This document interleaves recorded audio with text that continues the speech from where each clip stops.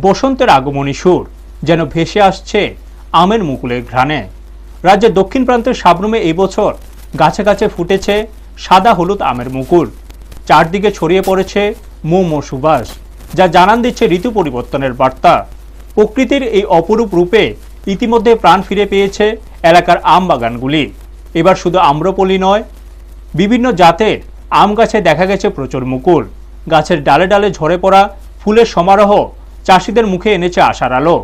অনুকূল আবহাওয়া বজায় থাকলে এই বছর ফলন ভালো হওয়ার সম্ভাবনা প্রবল বলেই মনে করছেন কৃষকরা। সাবরুমের বিশিষ্ট আম চাষি ননীগোপাল দাসের বাগানে রয়েছে ৩৫০টিরও বেশি আম্রপলি গাছ।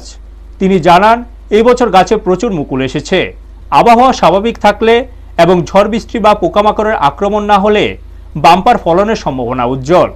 আম চাষকে ঘিরে এই আশাবাদ শুধু চাষিদের মধ্যেই নয়, স্থানীয় বাজার ও ব্যবসায়ীদের মধ্যেও ইতিবাচক প্রভাব ফেলেছে।